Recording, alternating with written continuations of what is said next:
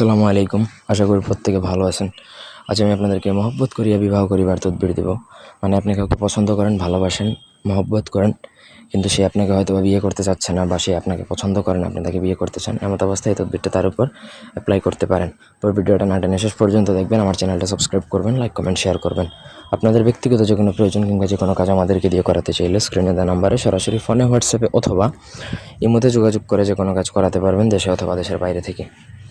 এইখানে দেখুন যে এই নকশাটা দেওয়া আছে, এই নকশাটা আপনাকে লিখতে হবে এবং নকশার মাঝখানে ফালান বিন ফালান আলা ফালান বিনতে ফালান, এইখানে কিন্তু 4টা ফালান, অর্থাৎ 4টা ফালানের নাম লিখতে হবে। বিনতে যেখানে এখানে মানে প্রথম ফালানে লিখতে হবে ছেলের নাম বিন, ছেলের বাবার নাম।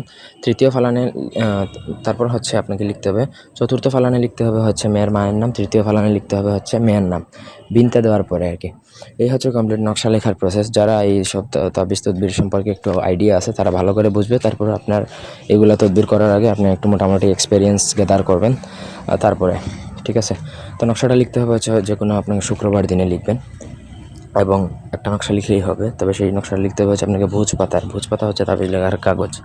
অনেকে জিজ্ঞেস করে যে ভোজপাতা কি, আমি বলে দিচ্ছি। ভোজপাতা হচ্ছে তাবিজ লেখার কাগজ এবং সেই নকশাটা লিখতে হবে হচ্ছে অরিজিনাল, একদম অরিজিনাল কেশরের কালি দ্বারা।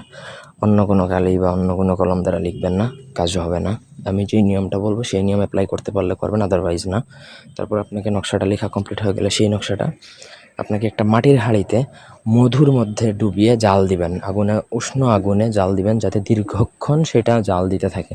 ব্যাস আপনার কাছে এটা যখন জাল দিবেন তখন উদ্দিষ্ট বা কাঙ্ক্ষিত ব্যক্তির মনে আপনার প্রতি মহব্বত সৃষ্টি হবে এবং সে আপনাকে বিয়ে করার জন্য অস্থির পাগল হয় কিন্তু ছুটে আসবে আপনার কাছে, এক কাপড়ে ছুটে আসবে।